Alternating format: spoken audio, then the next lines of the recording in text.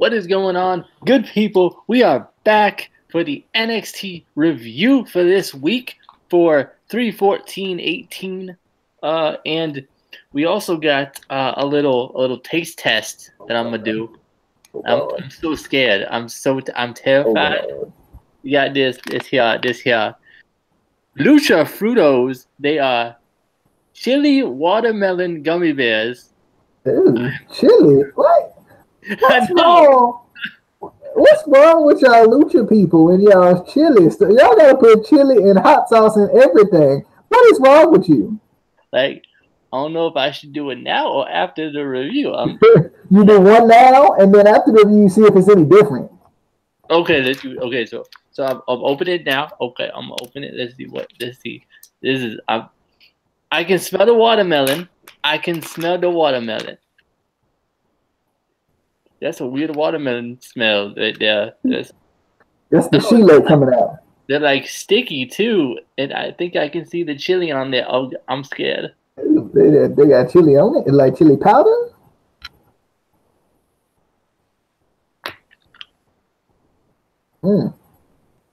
How is it? I see that one eye's going. That one eye's going like the chili might be hitting you. Might be hitting you a little bit. No, at first it was like the tanginess of the watermelon. Oh, they're the chili. They're the chili. There you go. There you go. Oh, okay. There you go. Chili. It surprises you at the end. Like it comes out. It's like low-key. It just comes out of nowhere. Cool. That must be where they got it from. Okay, no, I can. You know, the chili coming. It's popping now. It's coming. But let me see. I thought there was a way. So if you want some Lucha Fruto, if you want your very own Lucha Frutos, and you didn't get the loot crate thing, the wrestling loot, I think it was, you can go to Lucha Frutos. That is LuchaFrutos.com and get your very own Lucha Frutos. I mean, they're not terrible, but like watermelon and chili. You did say LuchaFrutos.com, right? What? You did say LuchaFrutos.com, right? LuchaFrutos.com, yes. So I put that in there, and it say this site can't be reached. So they want me by them. Did you do LuchaRutos? Yeah. That ain't how you spell fruit at all. They wrong. That ain't how you spell fruit. That's Lucha Frutos. Bro, that's how they spell the Frutos. Bro, that's Lucha Frutos. Ain't no fruit, bro. All right, Lucha Frutos. Okay, I see them now. Okay, oh Lord, they got all kinds of stuff in there. Got peanuts in here, got chilies in here, peas. Oh Lord. So the Lucha Frutos people, if you want to, give us a sponsorship, we shine you out and stuff, and Icy Libre. Okay, interesting. I might have to check out, see what they got in there. Are they $4.99 a pack though? Like, I mean, that's a little expensive. You only get one pack? I mean, I don't know, bro. Anyway, you must have got a one of the Viva El Chili, maybe is that what it was called? Viva El Chili? No. They called Lucha Fruit. I got that part too. Sandia gummies. What's the flavor? Watermelon gummy bears. Oh, don't say. Watermelon is the flavor. Them ain't on the website. They must be exclusive. It's that exclusive. So you can't get these. You can get other stuff. You can't get these. I mean, I don't think you really want them. They not bad, but like, if I was going to a candy store, that is not what I would be searching for specifically. It's kind of weird. Kind of want another one, but I'm scared. Anyway, we gonna get into this NXT review. And Brad, this round one of the Dusty Rhodes Tag Team Classic. Bruh, why they do this? Why they be doing this? First of all, let's get into this first match. We had a first round match to open up the show in the Dusty Rhodes Tag Team Classic. We had Sanity going up against Moss and Tino Sabatelli. Riddick Moss and Tino Sabatelli. Bruh, these fans. These was the worst NXT fans I have ever seen in my life. How you gonna chant Tino sucks? Tino don't suck. Tino's awesome. Riddick Moss sucks. Yeah. I ain't hear no Riddick sucks though. Or Moss sucks. I ain't hear that. But I heard that Tino. Tina. Tina sucks. That's what I heard from the video you sent me. I was like, who's Tina?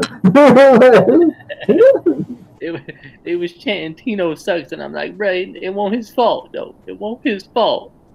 But seriously though, the booking of round one completely sucks. Like, and we talked about this last week, how a bunch of these teams should at least make it to the second round, and they're not because they're all going up against each other and they're being eliminated, and it sucks.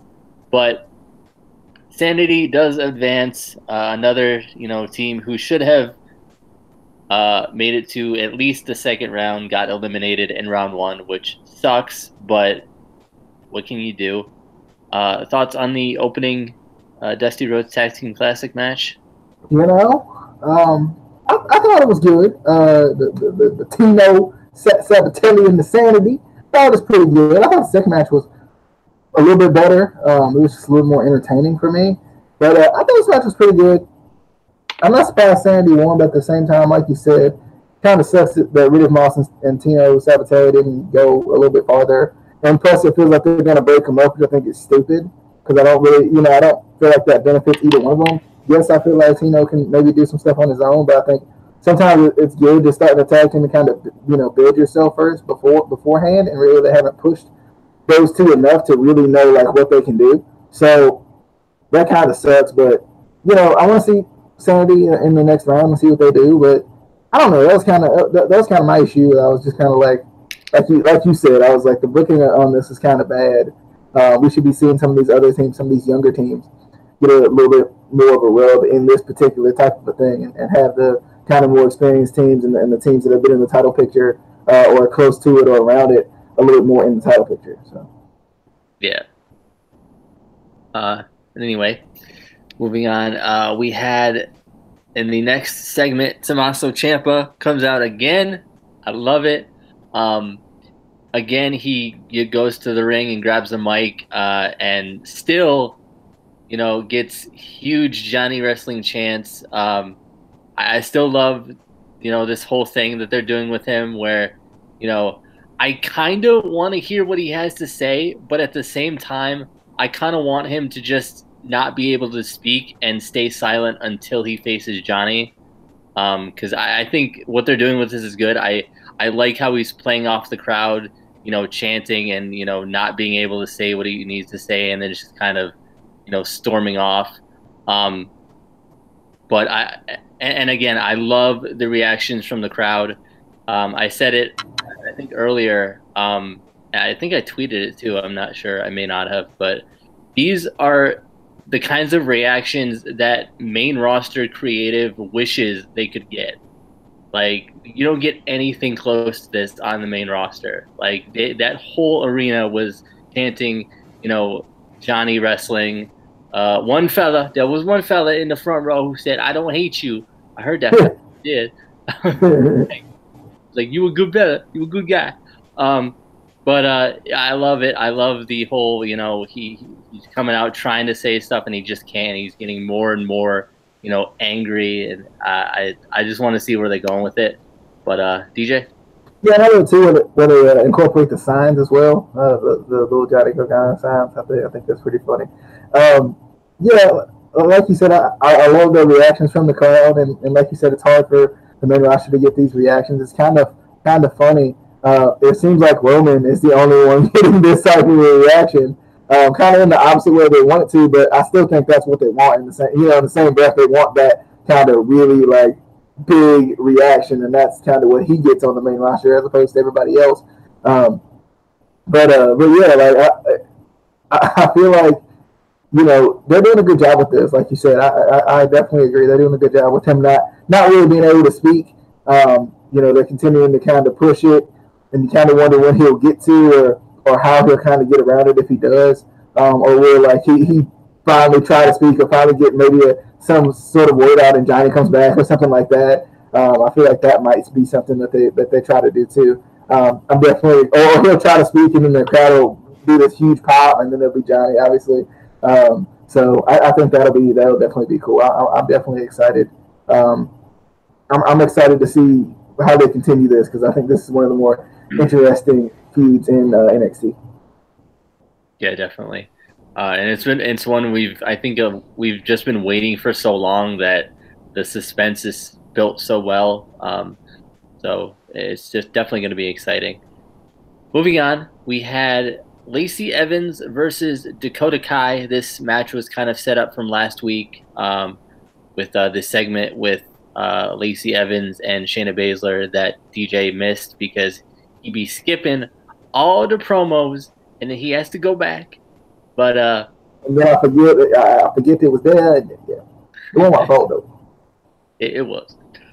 I liked Lacey going after the injured arm of Dakota Kai. Definitely good storytelling there.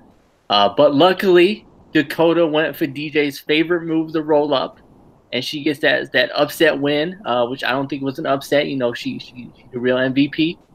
After the match, Shayna comes out to try and finish what she started. Before she can get close enough, Ember comes out to kind of save Dakota.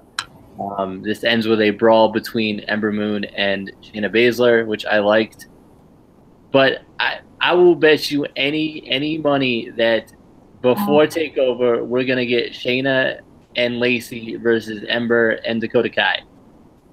Because there has to be a tag team match in this somewhere. It has to happen. It just has to happen. This is WWE. DJ? Yeah, this was the shortest match ever. That I didn't expect this match to be this short. Like I felt like I looked away and it was over. It's one of those where you look away and it's over. And I don't know if it really did anything. I think it did more for the whole Ember Moon Shayna Baszler situation than it did for anything. You know, like this match was just kind of here, just kind of filler. So that was my only thing about it. That's what I just really didn't like about it was that this match was short and kind of irrelevant. But I do love Lacey Evans, and obviously I love Dakota Kai. Like I do love Dakota Kai. So I don't think he could go and maybe even have a non-title women's feud outside of the title picture. That would be something they could do because they don't really have any going right now. So they could do that. They could do that. Then we had another match in the first round of the Dusty Rhodes Tag Team Classic. Bruh, they really got you with this one. They got the Street Profits going up against Heavy Machinery, my two favorite tag teams in NXT. I boycotted this match. Like I wasn't even watching because I was like, you know what, you gonna do this to me? I'm gonna boycott your match. But the Street Profits won. So, I mean, I'm happy they won, but my boy Dozy, I love when he took the cup and he was like, ah! I was like, yeah, this man. I love Otis Dozovich. He is one of my favorites ever. Like if I could get a Make-A-Wish, like I want to meet him. Can I get a Make-A-Wish? Is that a thing? Can I do that? I think that's a thing. I think he'd just be like, I want to make a wish. I don't think that's how that works. I feel like you fit into the category right now. I totally fit in the category. DJ, thoughts on the match?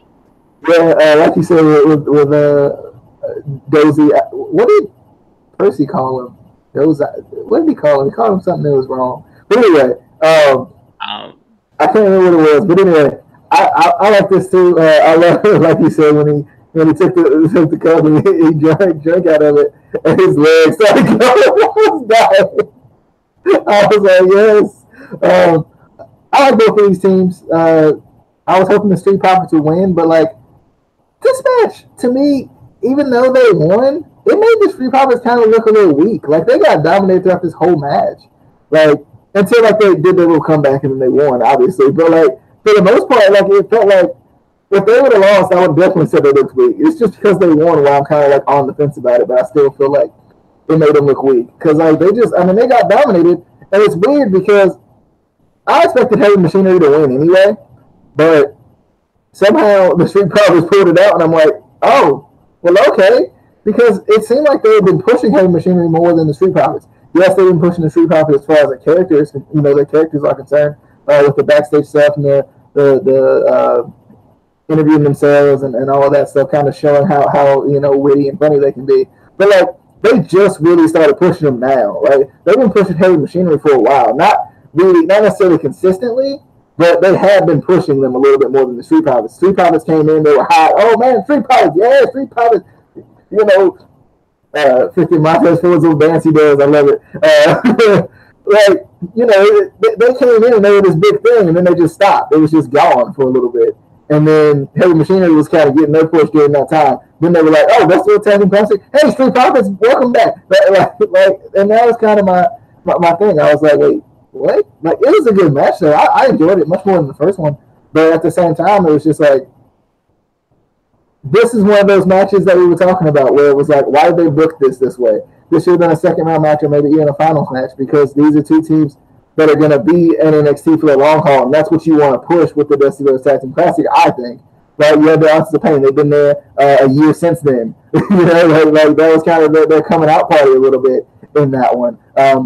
Because freaking the Revival were the champions. Were the Revival the champions in the last Tag Team Classic? Somebody was the champions in the last Tag Team Classic, and they lost in like the first round. Or I think it was the Revival they were in like the first one or something like that. Like, yeah, and they lost in like the first round. So it's not for the guys who are already established. It's not for the guys who've already gotten over. It's more so for the guys who are trying to like find themselves right now. And I feel like they've done a terrible job with it so far. Don't get me wrong. The Authors of Pain should probably be close to the finals because they'll look at them. But at the same time, I think you got to find a way for them to get upset and maybe set something, you know what I'm saying? Maybe set something up outside of that to let the Authors of Pain still continue to be strong. Yeah, but I still don't think Authors of Pain should have won, because all the rumors are that they're going to be pushed up to the main roster after WrestleMania. So really, what's the point? Because the finals in the Dusty Tag Team Classic are for the tag team titles now. So if Authors of Pain, yeah, that's what I was saying. Though I was saying you could have them be screwed and then have them have their own separate feud outside of the Classic if you really want them to have their kind of last hurrah on NXT. I don't think they should have won either, right? I mean, I understand why they did. Obviously, they're the Authors of Pain, but like at the same point, I don't think that, like you said, I don't think they needed to. Yeah. But speaking of things that were said wrong or shouldn't have been said, I think it was later during the contract signing, but I'll say it now. My boy Morrow, I love you, Morrow, I do. This man was talking about all the guys that have held the NXT Championship. This man gonna say the dearly departed Johnny Gargano. He ain't dead. I was like, what? Rip. Anyway, there's some things that he says, and I'm like, bruh, why? Like, I love you, Morrow, but why? But anyway, we got the United Kingdom Championship match. Adam Cole, baby, versus Pete Dunne. I love this. I love how they're announcing this Adam Cole and the fans are like, bah! It's so hilarious. As usual, I know me and DJ both love the joint manipulation by Pete Dunne, and I think Adam Cole sells it so well that like his thing is broken though. Like I believe it. Like I believe his arm broken, his thing is broken, everything broken. But that last shot for the near fall by Adam Cole, like Pete Dunne literally landed on his head. Like I saw it. Like it won't even like he just on his head. I was he dead. But as usual, ended in a DQ with Kyle O'Reilly and Bobby Fish getting involved. I don't think either of us were surprised at that. Then Roderick Strong comes out to kind of try and help Pete Dunne. He gets beat down. Eventually, it does end up with Pete Dunne and Roderick Strong kind of standing tall in the ring. So kind of, keeps those sort of feuds going there. Thoughts on the match? The match is really good. I didn't expect anything. Yeah, I didn't expect anything from these two. I honestly forgot about it being a UK title match, though. So that surprised me a little bit. I was like, oh, okay. All right. Now I'm really, So I was excited, though. It was definitely good. I love Pete Dunne's joint manipulation, but it always seems like he does it slightly different every match. It's not like he does the same thing over and over again. It's always something a little bit different every single match with his joint manipulation. That's what I like about it. I love his freaking. I can't remember what the freaking name of the move is right offhand, but he did on the apron. You know what that move is right offhand? He's X-Plex. The X-Plex on the apron. That was nice.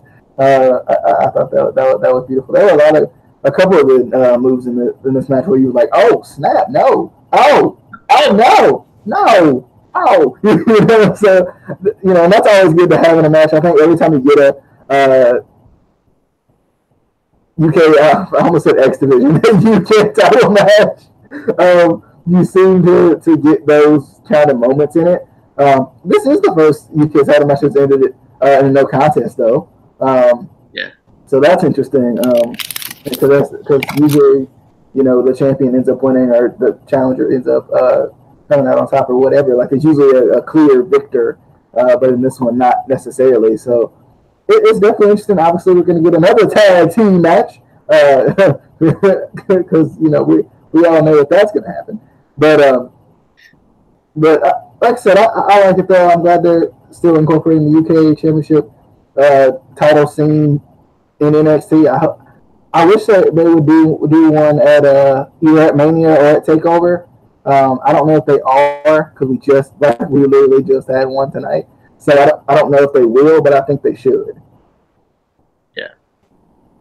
And what DJ was talking about with the reactions, what I like to call them are DJ Beal CZW reactions because they're very similar. Where he goes, "Oh God, no, no!" It's some of the greatest reactions ever. No, not this way. Moving on to the main event of the evening, we got the NXT Takeover New Orleans NXT Championship contract signing. That is confusing to say. Too many NXTs. It went completely smoothly, without a hitch. They both shook hands respectfully and wished each other's families fortune and good health. It was actually very refreshing. But seriously, what had happened was, I love Aleister Black. This man is amazing. First, he ignores Zelina Vega, who comes out and says that Andrade isn't here. And he looks under the signing table. I was like, bruh, this man. Then he gets down, he sits down like he normally does. And he says, at least now we're on the same level. And I was like, bruh, this man. Give this man the title right now. Do it. Then after the signing, Aleister tells Zelina that he's happy that she didn't come out alone because he didn't either.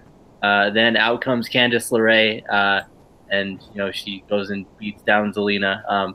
Definitely a really good segment. I liked it. It kind of continued 2 feuds in one, which I definitely like. I like that we had that little kind of swerve with Candice LeRae coming out, so that was kind of cool.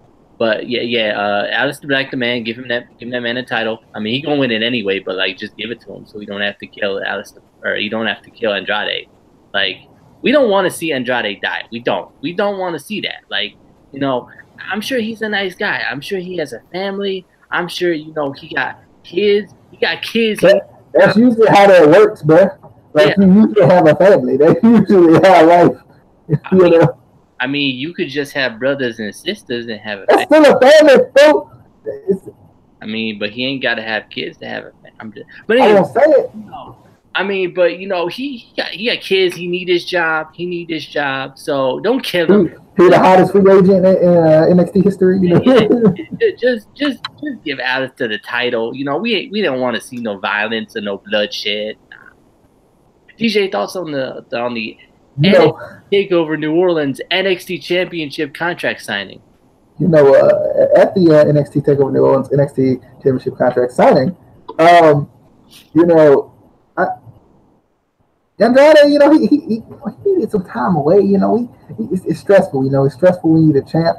It's stressful out there when you're the champion. Yeah, it's real stressful when you win the title only because the former champion got hurt. That's real stressful. You know what? Still had more than Sami Zayn did. Yeah, quantity over quality, or quality over quality. Exactly. You're right. You are right. That's why Sami Zayn is the greatest jobber of all time. Look at it. Look at his main roster stats. Anyway, bruh, come on now. That man was El Generico. You respect that man. You put respect on that man's name. But don't count anymore, right? Go to Vince. But I like this thing. Like you said, I think it gave a different twist to the contract signing. Not having Andrade there and having Zelina Vega gave him a little more heel heat too. I mean, obviously you can look at a pretty lady, but you like what the champ at though. It's that Brock Lesnar syndrome. He ain't showing up. It kind of builds that heat a little bit more. And I liked it. I felt like this was like really in advance for a contract signing. Like usually they're like on the go home show. This one's like 3 years before, and you're like I mean the match is there, yeah, I definitely enjoyed it though. Like I said, I like Aleister Black's jabs at Zelina Vega, and then the little swerve at the end, because I think with Aleister Black you don't necessarily expect it to be Candice LeRae. Right, like you expect her to be Homer with Johnny or whatever, right? So that was really cool. Like I thought that was a really good little touch they added in there, and it keeps that going because we know we're gonna get a match between those two. It's gonna happen. It's gonna happen. I see it. NXT Takeover. It's gonna happen. It's gonna happen. It's gonna happen. But we got Andrade. But Andrade versus Aleister. We got Candice LeRae versus Zelina Vega. Bruh, the finals of the Best of World Tag Team Classic, bruh. Ember Moon versus Shayna, bruh. And then I'm missing the match that I actually wanted to say. What was it? There was one more that I'm missing. What was it? Johnny versus Tommaso. Johnny versus Tommaso is gonna happen at Takeover New Orleans, bruh. Tommaso's still gonna have that big old gold knee brace on.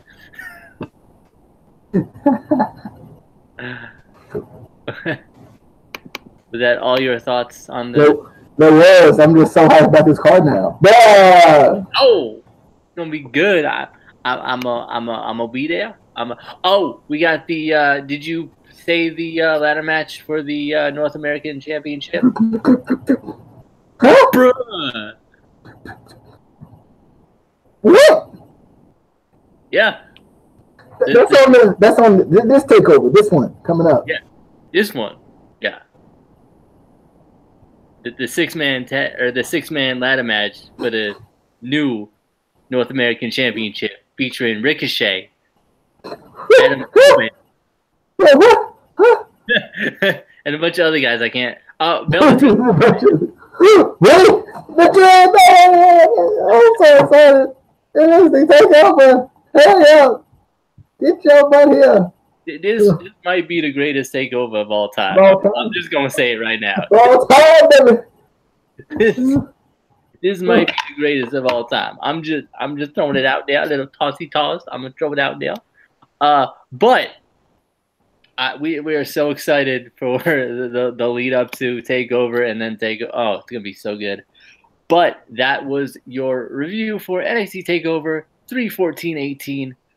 Be sure to tune in tomorrow or Friday. Not sure. We kind of flip flop them sometimes for Impact. Usually Friday, just because Rabbit doesn't get home on time ever. But we'll have that out. We should have another discussion possibly this weekend. We have a bunch of ideas for discussions for this Facebook exclusive. So we'll have that out at some point. But until then, be sure to hit that like button. I almost hit like, subscribe, because that's the thing. Hit the like, subscribe. Hit the like button, the subscribe button. Go over, follow us on Twitter at ICW_podcast. Follow us on Instagram at ICW_podcast. Go to the Facebook page, facebook.com/ICW podcast. I think that's right. I don't know. That should be right. And we will see you on the flippity dippity. Oh, yeah, it's coming back, baby. Oh, yeah.